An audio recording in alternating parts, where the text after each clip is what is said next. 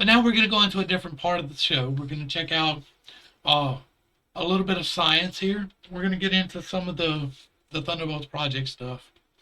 And then after this, we'll cut out and we'll take a short break. And uh, yeah, then we'll come back and do the second half on D-Live. Let's go into Andrew Hall, Eye of the Electric Storm from the Thunderbolts Project. Let's dig in.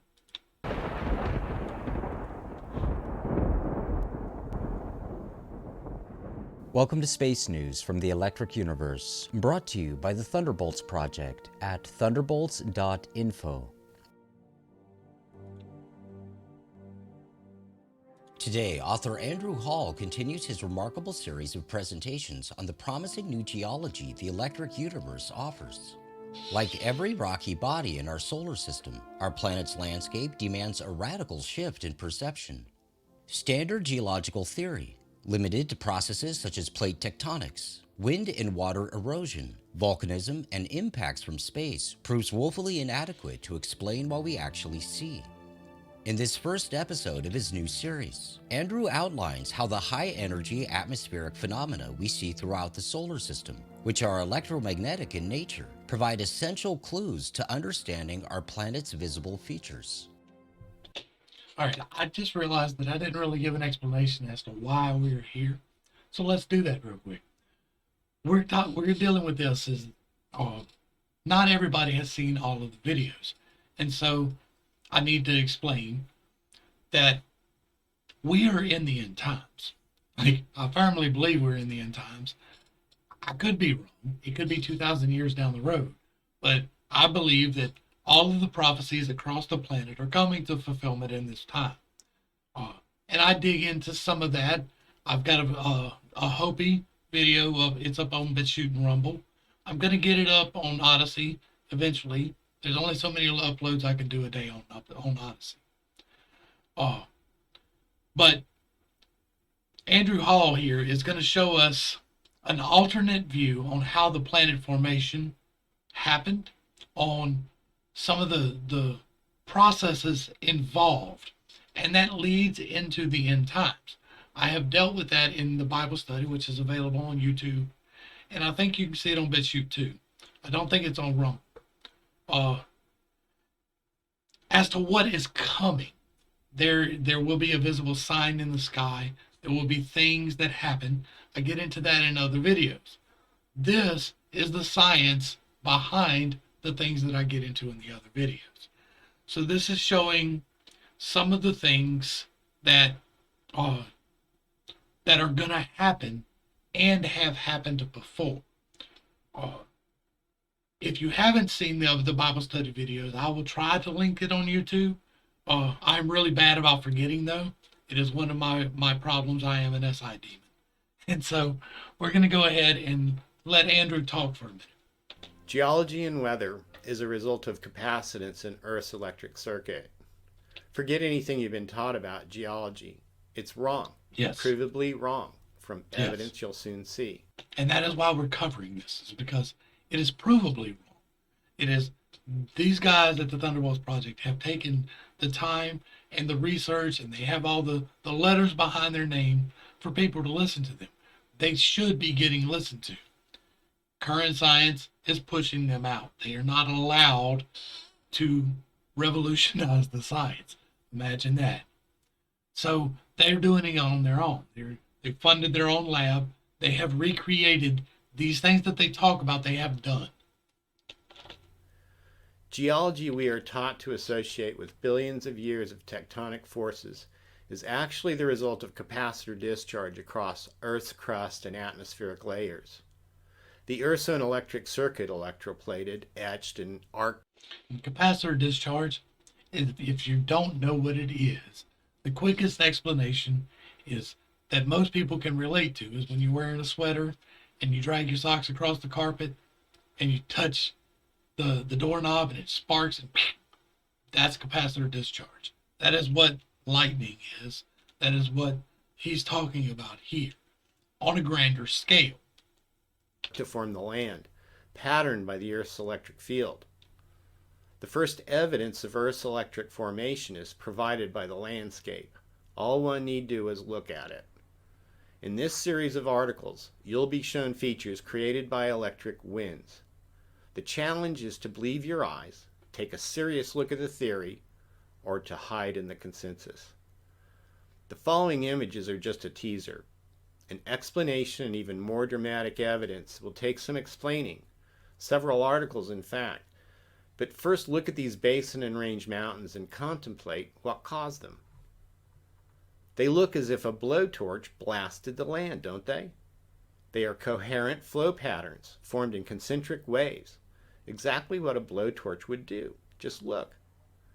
This is a visual coincidence according to consensus geology. According to accepted scientific explanation for these fluid curves in mountains and basins that rise and fall in coherent fashion, requires a long sequence of unrelated events. First, the rocks have to be made at some depth, miles below the surface under millions of years of heat and pressure. Then the ground has to roll in an unproven act, called subduction, which stretches and heaves the land so the rocks come to surface as mountains and deep basins form between. The rocks have to push up by faulting from earthquake. And with this violent upheaval, huge slabs of rock remain largely intact, somehow always ending up in vertical or horizontal shelves or at consistent dip angles. Look at that landscape. That is God at work. Like, I believe that the plasma discharge, all of it, is a manifestation of God's power. And so, for me to say that that's God's work is no problem. And to deal with the science. Like, I don't have a problem reconciling the two. Some people do. Some people are like, that is pure science. Some people are like, that is pure God. I'm like, yes, it's both. But look at this majesty right here. Like, this is amazing. That is an amazing view. And it's scientific proof of the things that he's talking about here. I think it's a good place to stop for the copyright deals. And, like, I'm not trying to just bite off of Andrew Hall's videos. I do want to offer some commentary and dialogue and point out things like this amazing view, because I can do that. Then much of it has to erode away, sand grain by sand grain, over millions of years of rain and wind, which strangely sharpens the angles of what remains. Remarkably, after all these chaotic processes of stretching, lifting, falling, and eroding for millions of years, instead of a pile of rubble, coherent parallel rows of ridge lines and oval, round, and swirling structures of repeating fractal forms emerge. It makes one wonder at the marvelous coincidence of it all. How does a mix of ad hoc theories about something never witnessed, guesswork really, add up to anything as coherent as these structures? Well, the answer is they don't. At least not in the electric universe. Coincidence is not a scientific explanation in EU theory. Earth's surface form is easily identified as coherent wind-blown features, created by winds of primordial times when Earth was in a different solar environment. The breath of God. God breathed across the waters and created the land. The entire process of their formation is going to be explained. The environment was not unique, and that is why it can be explained. It exists today on another planet here in this solar system. So we can look at these bizarre features on Earth and see that the same winds that shape this land are very similar to the winds that we see today on Jupiter. Take a close look at all the features in these comparative images, because they aren't just similar, they are almost identical. The cyclones on Jupiter produce violent downdraft winds, like hurricanes do on Earth. But Jupiter's are more ionized, hot, and powerful. The craters on Hot ionized winds. Sounds delightful. Earth are the result of downdraft winds, as would be produced by such powerful cyclones. On close inspection, the mountain that forms the rim of these craters display clear and indisputable shock wave patterns, as described in previous arc blast articles. These features were indeed blowtorched. The reason these landforms on Earth and in the clouds on Jupiter are similar is no coincidence. Like if you're a welder or have ever used a welding machine or a oxyacetylene torch or something along that nature, you recognize them patterns. Like you've seen cut sheet metal or steel beams or whatever, you'll see those patterns in the oxyacetylene torch cuts. You'll see those patterns in the welds. Like you'll see the patterns that that he points out. And then once you realize, oh, okay, then it's obvious. Like once you realize that it's possible, it becomes obvious everywhere. You look at the Grand Canyon and you're like, oh, well, shit.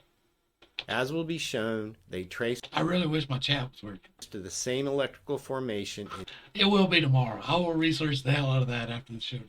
endemic to planetary circuitry, and that is capacitance.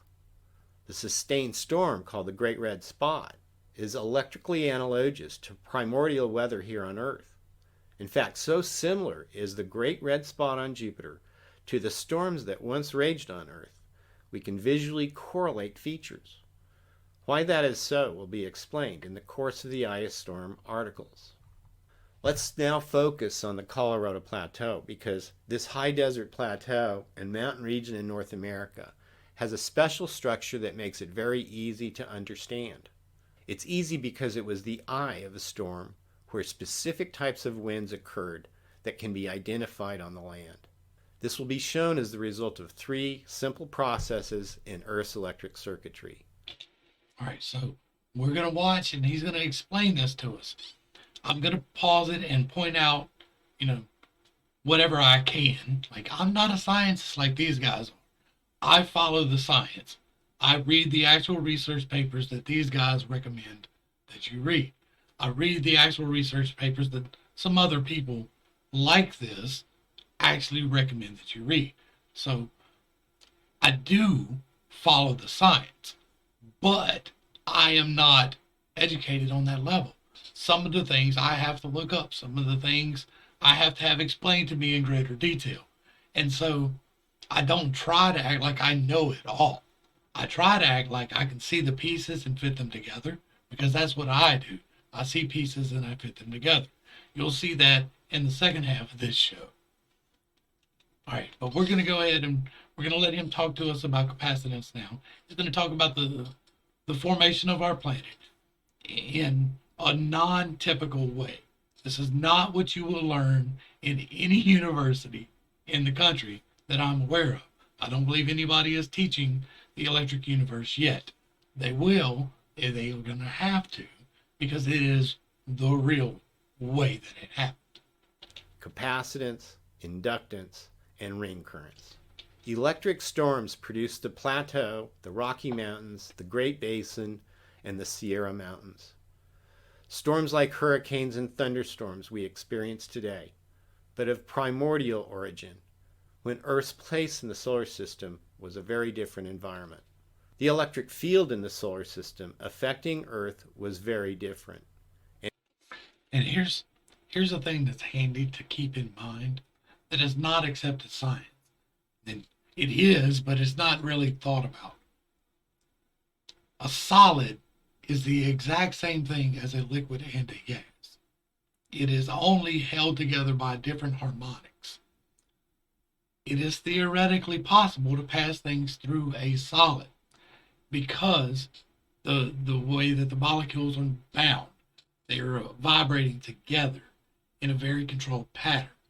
And so the atmosphere acts like the sweater over a t-shirt with your socks on the carpet for building up the capacitance of the electric discharge.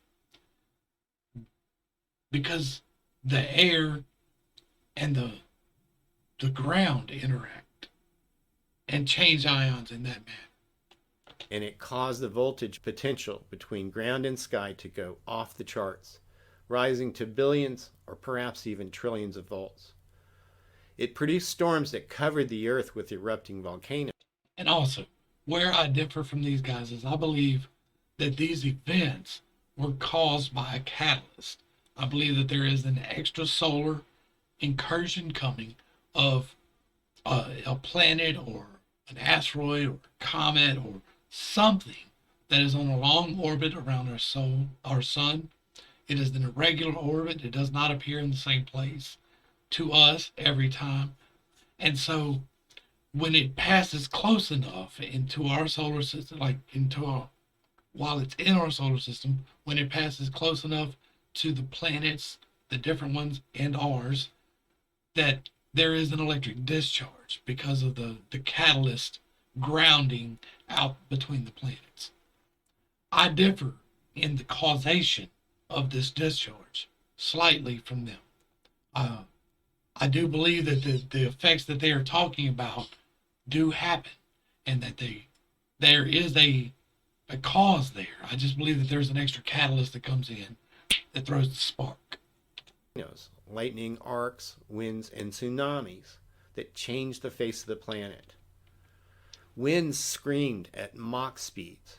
Volcanoes erupted country-sized sheets of magma and shrouded Earth with ionic dust. The land became charged with electricity.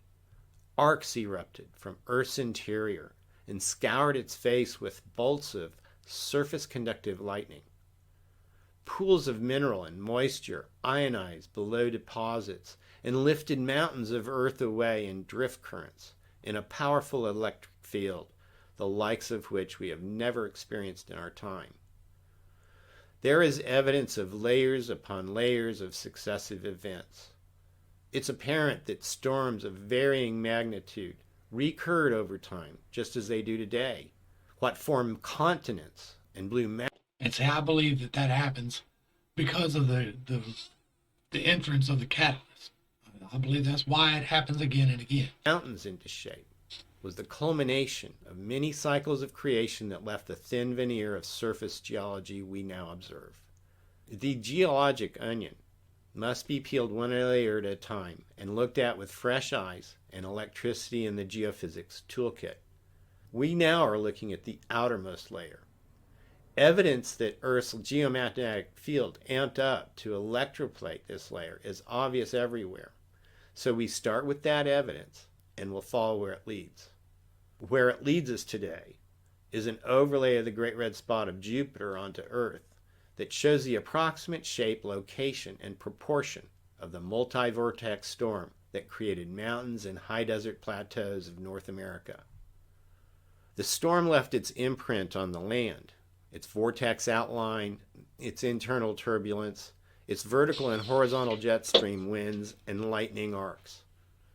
The Great Red Spot is, as will be shown, the single most important key we have to understanding weather, geology, and our ancient past on Earth. Before we compare and explain the features of the Great Red Spot and the Colorado Plateau, bear in mind the evidence of electricity and geology and weather that we have already looked at. Each of these past Thunderblog Space News articles features an expression of the primordial storms we are discussing now, and they should be understood in that context. In Arc Blast Parts 1 through 3, and in the monocline, we looked at triangular harmonic waveforms on mountain flanks created by supersonic winds and reflected shock waves. In the Mars of Pinacati, we looked at volcanoes and discussed evidence of their cause being electrical discharges within or beneath Earth's crust, and how blossoms of violent... We're going to go back and look at those, and when I'm cutting this up later, I'm going to write those down and go specifically look at them. We'll go through those in the next couple of days. Eruption drew cinder cones to them by inflowing rising winds similar to an airburst nuclear explosion. In Lightning Scarred Earth, Parts 1 through 3, we looked at craters, pinnacles, dikes, and buttes formed by lightning and how the combination of lightning arcs and ambient winds form mountains. This too. In Sputtering Canyons, Part 1 through 3, we looked at how dust-laden electric winds deposit We got a lot of content coming up. plateaus and how an electric field can diffuse charge through the landscape and cause sputtering. And also, things that y'all like to see, well, let me know. We're checking out a lot of stuff on this stream.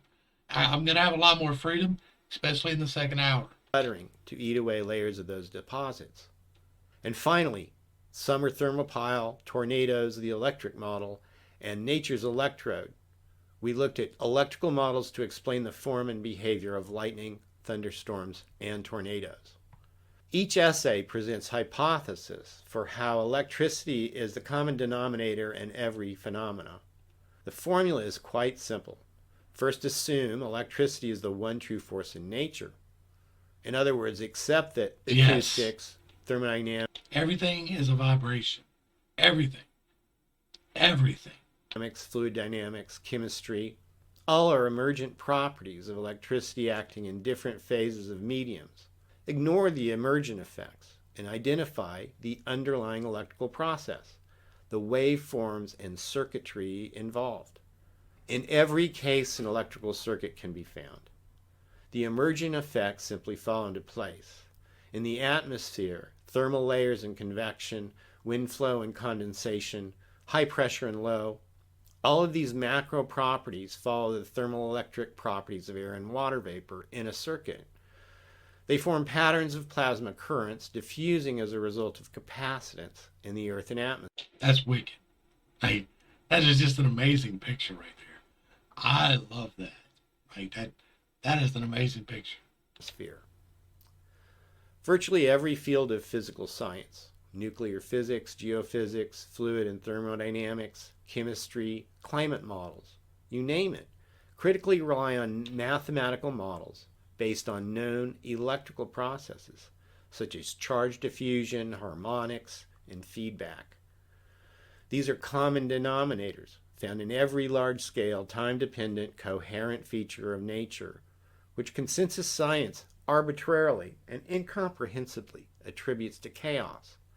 The chaos isn't random or arbitrary and actually presents complex patterns that belie its underlying non-chaotic electrical makeup. Also, to see the underlying non-chaotic electrical makeup of nature, one must recognize electricity as a fractal phenomena. That is beautiful. I know, I stop it too much, right? That is beautiful. Look at that. Like, that's like a tree.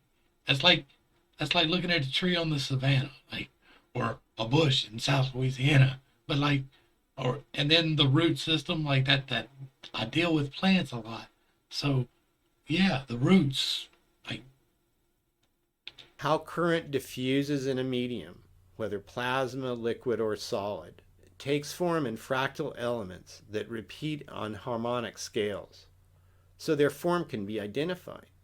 Charge diffusion, whether a z-pitch discharge like lightning bolts, partial plasma discharge like flames and vertices, or solid-state diffusion as in semiconductors, takes form in scalable, harmonic fractal that's a cool picture too. patterns according to the laws of classical physics, until its charge is neutralized in atomic and molecular bonds. The patterns can be seen at every scale, from tiny crystals of silica to continental mountain arcs, and properly identifying them and their cause is the first level proof of electrical formation. Geologically, neutralized matter takes form as rock. Ionized dust deposited by electric wind carries excess charge that must either find a bond, forming crystalline rock, or migrate along the electric field in currents until it finds a place to bond and neutralize its charge. If you need laboratory proof, look at any welding process, crystal fabrication, or electrical chemical process where slag is produced. Rocks are manufactured without millions of years of pressure and temperature. Look at that. That right there, yeah, absolutely. And I'm pointing like y'all can see. This pattern right here, we just saw this and this in the earth. Like, if electric current is applied. Electricity, even in small currents, can produce temperatures and pressures that exceed that of the sun. Rocky outcrops, boulder fields, quartz veins, gravel beds, sweeping slopes, triangular flatirons, volcanic fields, canyons, and riverbeds all display the effects of electrical diffusion and the secondary effects it produced. Yep. In the atmosphere, it takes form as clouds. Yep. Clouds. I've been paying attention to this here recently. I do my morning walks, right? And on my morning walks, I've been watching the cloud patterns. And you can see this a lot in the cloud patterns. A lot. should be regarded as aerial crystals because electrically they form identical to crystals with a nucleation, aggregation, and diffusion process that expands condensation in the atmosphere the same way crystals grow. The liquid crystal growth of clouds will organize into rotating storm systems as a result of capacitance in Earth's circuitry. In effect, Earth stores energy as a buildup of charge in its layers of crust and atmosphere. Then it dissipates the built-up charge in violent winds, lightning, and downpours. Storms are predictable phenomena of capacitor charge buildup and discharge across a partial plasma layer. Vortex winds, updraft winds, and downburst winds, anvil clouds, mummatus, mesocyclone, and tornadoes are all displays of energized, cold plasma in a capacitor's electric field. Because these forms are fractal, they repeat their predictable form wherever the process that forms them is present. That's wicked. What changes from case to case. I want to try this. Like, I'm scared to kill myself because you can really hurt yourself doing this, but I want to give this a shot. So I'm probably going to give it a shot. So the elements in the circuitry, impedance, dielectric, voltage, degree of ionization, and polarity of the plasma. Just as no two snowflakes ever match, they still follow identifiable patterns of crystallization, which is fundamentally a process of charge diffusion. Likewise, the variables in the environment create chaos that never produces identical results, but the electrical processes, circuits, and fractal patterns they form remain the same and are identifiable. So fractal patterns should appear everywhere, including other planets. And that is exactly the case with the Great Red Spot on Jupiter, because it is also a capacitor-induced storm.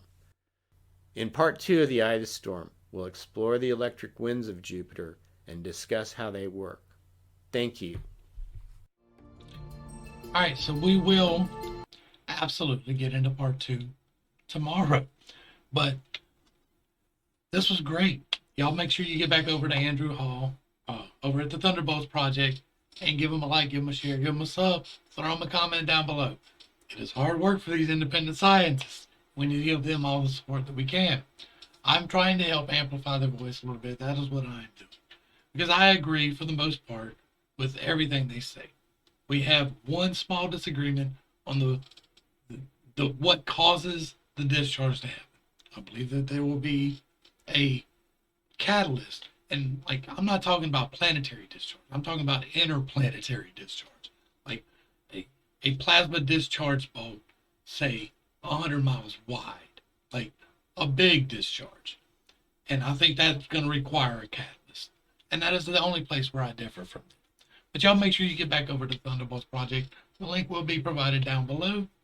And below that, in the pinned comment, will be how to find me on the alternatives. BitChute, Rumble, and Odyssey. I am streaming daily on DayLive and YouTube. But YouTube, you only get an hour.